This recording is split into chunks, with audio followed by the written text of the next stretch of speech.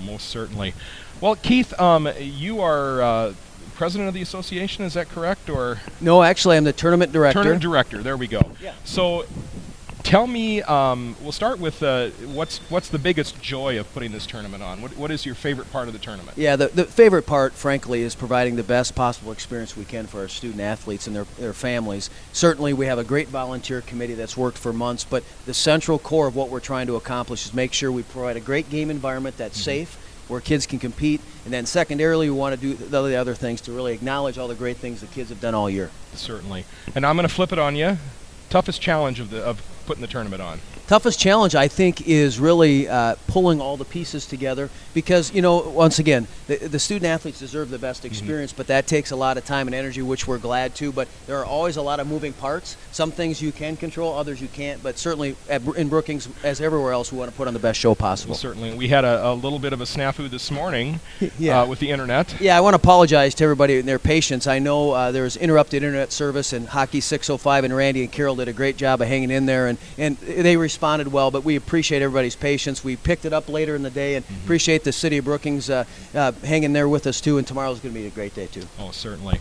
Well, is there anything you'd like to say to the fans and people out at Hockey 605? Just kind of curious. Yeah, first of all, I'd like to say thank you. We all love hockey, and this is a great weekend to celebrate it, but it culminates a lot of hours and days of travel and practice and encouragement for our sons and daughters, and so thank you for supporting hockey. Really want to support hockey. Thank Hockey 605 and Carol and Randy and you, Randy, for promoting this great sport and bringing it to more people, because we all know we're just scratching the surface in South Dakota. It's a great game here, but the best days of South Dakota hockey are yet to come. Oh, they certainly are. Well, thank you for stopping by tonight. I know you've got a lot of doings going on here for opening ceremonies, just getting ready to start. What about 45 minutes out for starting? Anything you'd like to give us a hint of anything special going on there? Well, we changed the venue a couple years ago, so we're not on the ice. We tried to bring it inside here and maybe enhance the event so that people could interact a little bit more with some of their other teams and really put the spotlight on those student athletes that are receiving scholarships and other awards, because they do a lot of great things off the ice too. Want to make sure they're able to receive recognition for that as well. Well, certainly. Well, Keith, thank you for stopping by tonight. We've got a lot of hockey to cover yet. I just wanted to say, appreciate all you're doing up here in Brookings to make this state tournament a success. Well, we appreciate it. Thanks for all your help, Randy, and have a great weekend, everybody. Enjoy their hockey. Thanks. All right.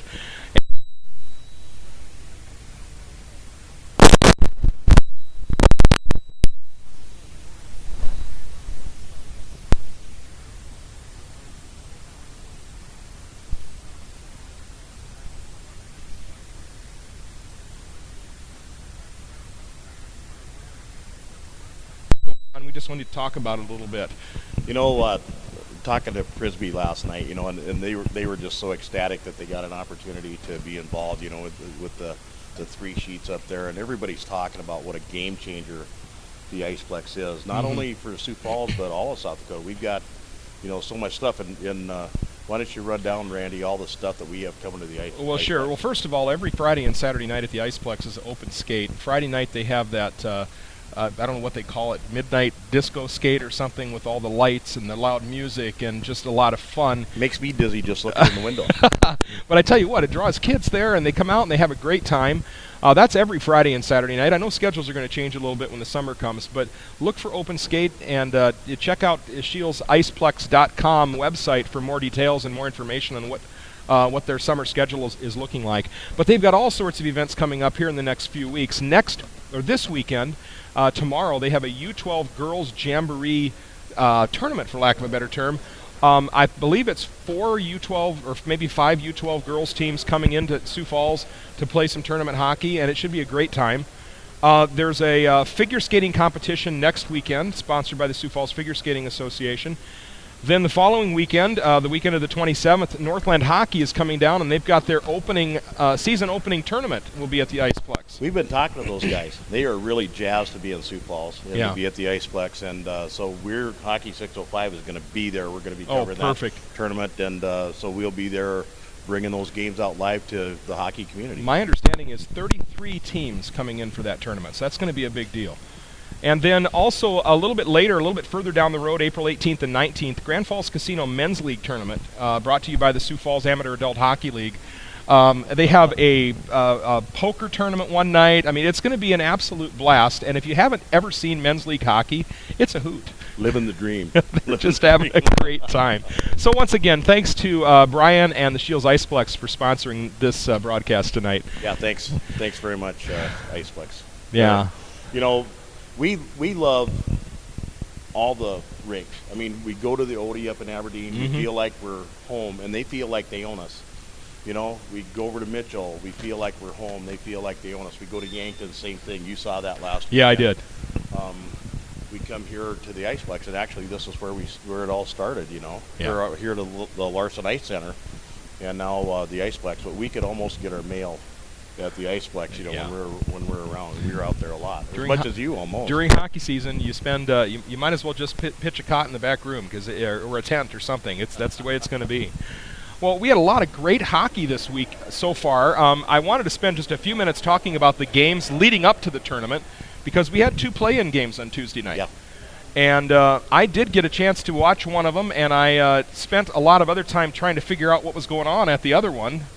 But on Tuesday night, I took a trip over to Mitchell and watched the Yankton Bucks take on the Mitchell Marlins. The game was actually a lot closer than the final score indicated. The final score of the game was Mitchell 11, Yankton 3, so Mitchell moved on into the tournament as the 7 seed. Mitchell scored 3 goals in the first period. They scored 2 goals right away in the second period, so they were up 5-0, and then all of a sudden Yankton just kind of kicked it in gear. So 2 goals by Yankton in the second, a goal right away in the third. At that point, it's 5-3. And the Yankton Bucks got a chance. Yep. You know, they've got a chance. And then just really the floodgates opened up. Mitchell scored 6 goals unanswered in the third period to win that game. Sersosimo had a hat trick. Rice had a hat trick. Spencer Neugebauer had a playmaker.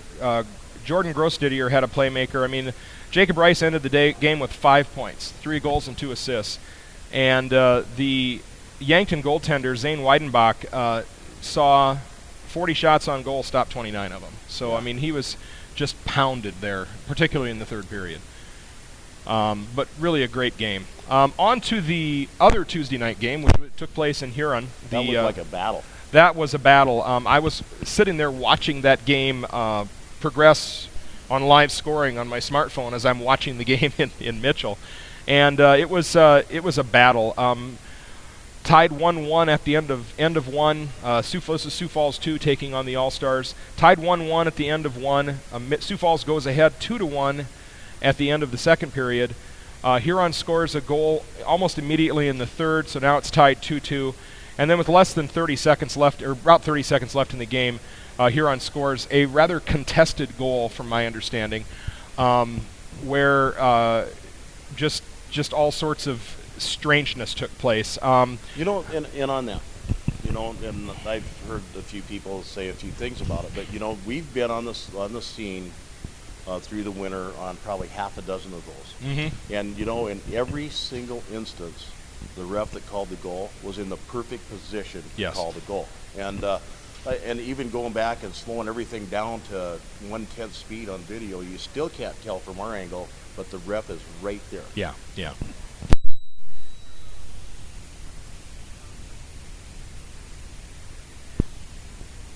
I know that the call was made. There was an outburst by a couple of players and a coach, and some game ejections and game misconducts were handed out. But ultimately, the team that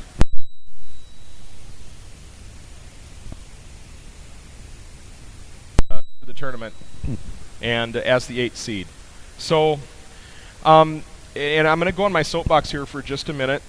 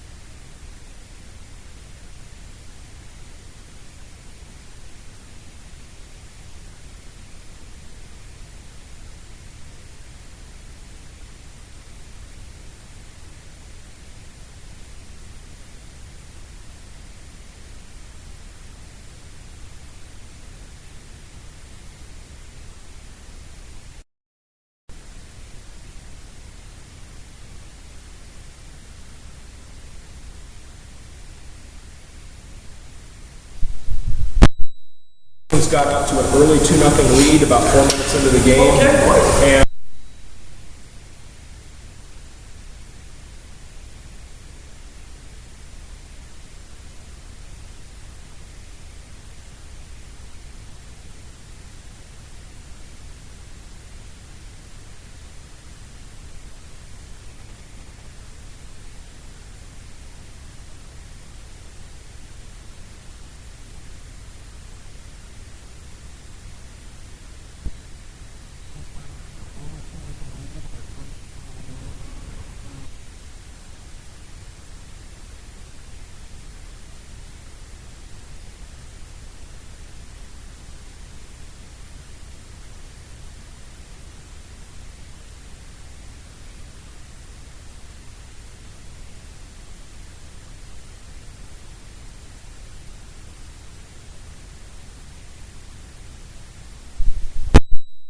I think a lot of people think, particularly in tournaments, in tournament play. Second goal.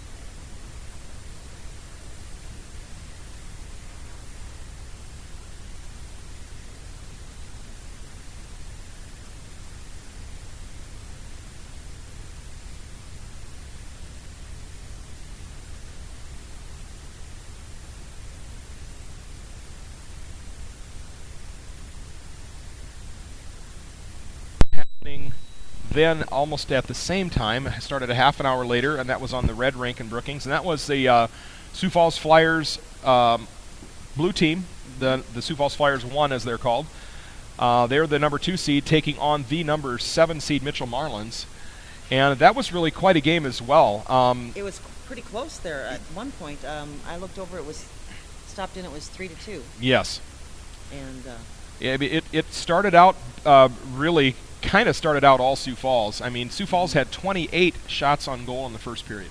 wow. And I was working the scoring table doing PA for that game, and we were having just a heck of a time keeping up with The shots. tracking the shots. Yeah.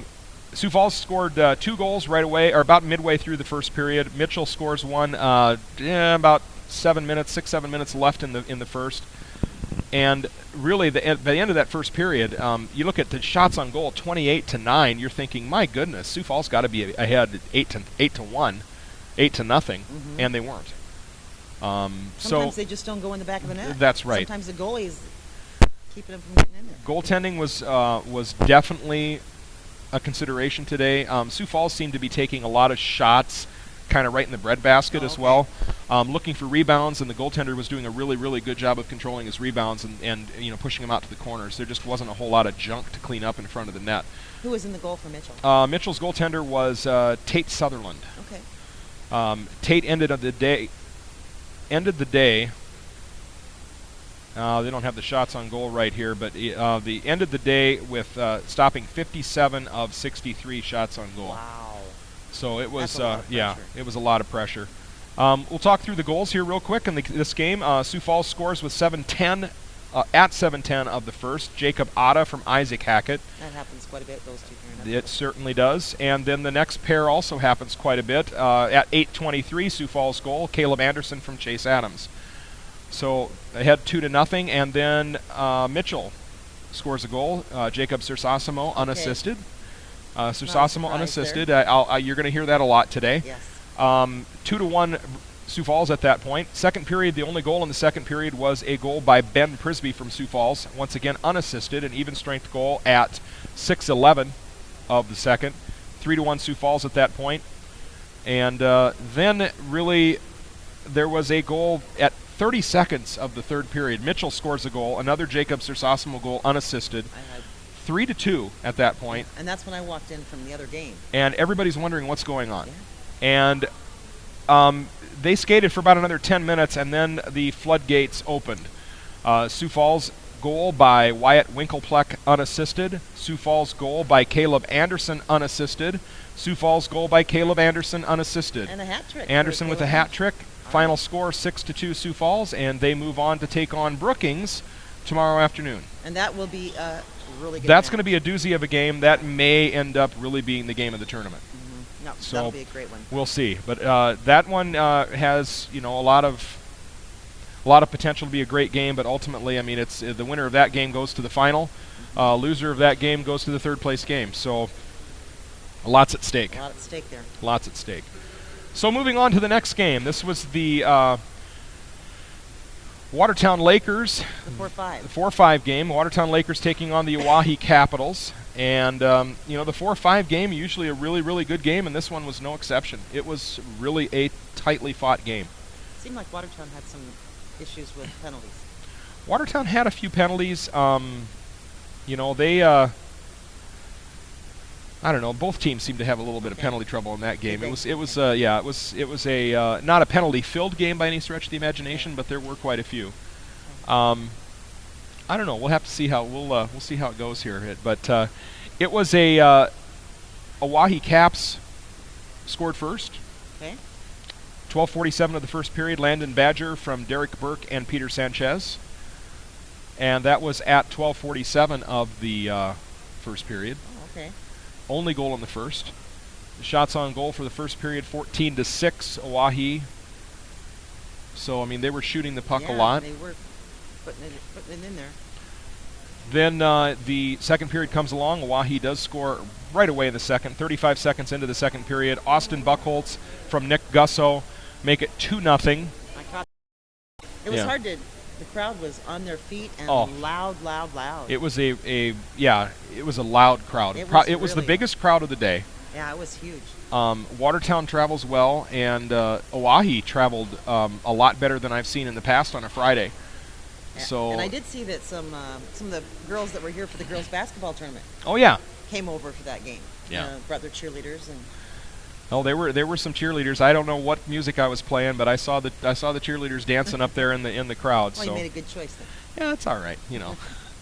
At 14:32, so just a little under 3 minutes left in the third. In the second, another Oahe goal. This from Derek Schreiner, Peter Sanchez with the assist, and Derek Burke with the assist to make it 3-0 Oahe. Shots on goal for the second, 13-9 Oahe.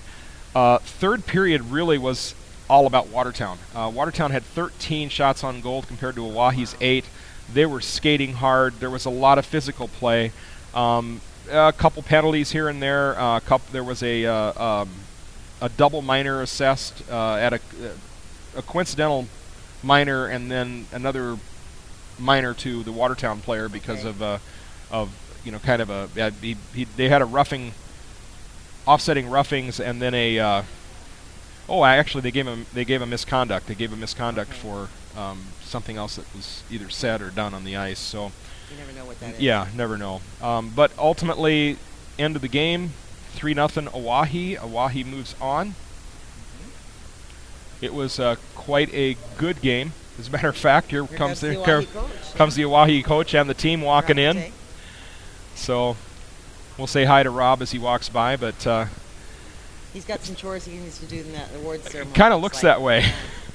So it was really a good game. Robbie Lucan for Watertown was the goaltender, stopping 32 of 35, and Matt Peace was in goal for the Caps. He stopped all 28 shots taken on goal.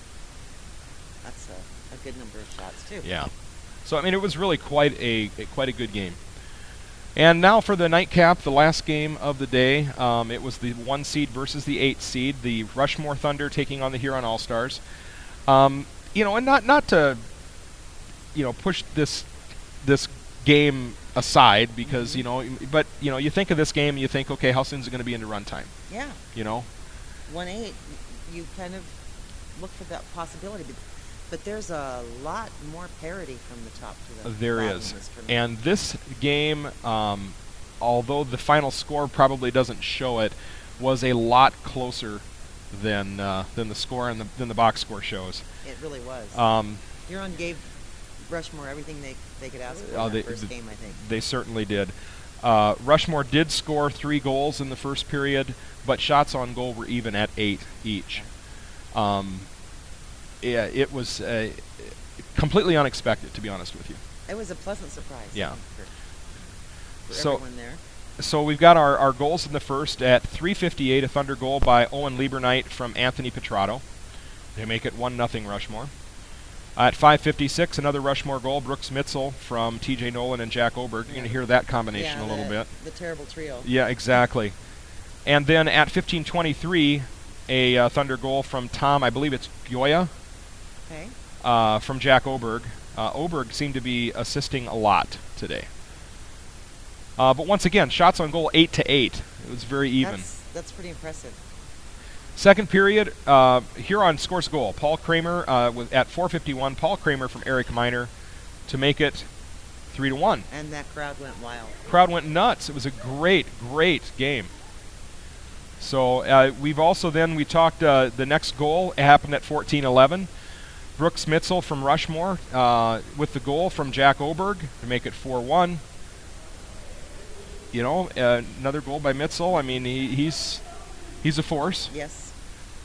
And Yes. then at 16:11, Anthony Petrato on a shorthanded goal unassisted to make it 5-1, and that ends the second. At that point, it's really a pretty good game happening at this point. Shots on goal for the second, All Stars with a 6 shots and Thunder with 10. You know, There's within striking distance on the shots. they certainly are. Third period, Rushmore gets a goal at 1:33.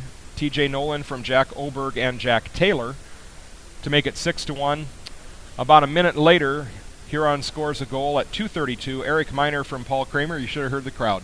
Yeah, that was amazing. And Eric Miner was pretty happy about that goal. Yeah, he was. So, I mean, all in all, that was the end of the game. 6-2 was the final score. Jack Oberg had 4 assists on the game today. Mitzel had 2 goals. Paul Kramer had 2 points for Huron, and so did Eric Miner, each with a goal and an assist.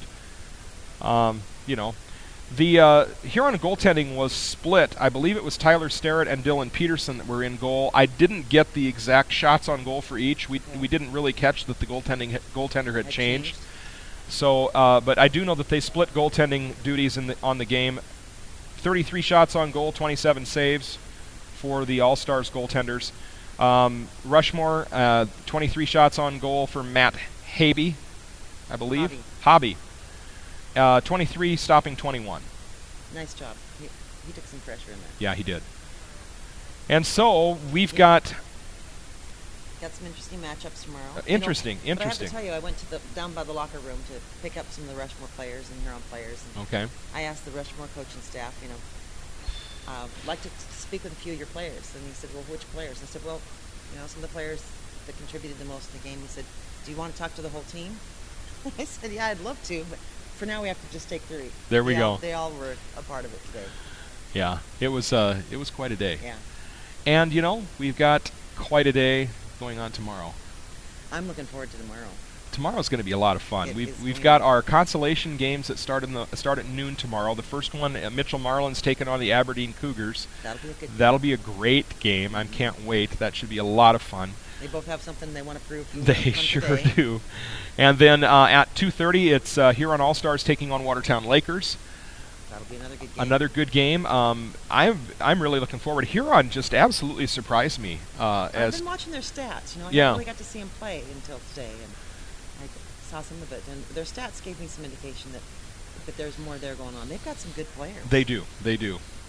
And then tomorrow at 5, what I'm really predicting to be the game of the day tomorrow, 2 and 3 seed, the Brookings Rangers taking on Sioux Falls 1 Flyers. No rivalry there. No rivalry there. It's going to be a great game. I cannot wait. And they're both going to pack the rink. Oh, yeah. We're going to have difficulty getting good video, I'm afraid. Yeah, it might be. But we'll see some great hockey. And I'll be over there playing music for that one, You'll be making it playing loud. music in your ice side seat there. There you go. I got a best seat in the house when I'm doing you do. that. That's the best one. And then at 7:30 tomorrow night, the Oahe Caps taking on the Rushmore Thunder. That should also be another good game. Rushmore did beat the Caps twice this year. Brookings and Sioux Falls split this year.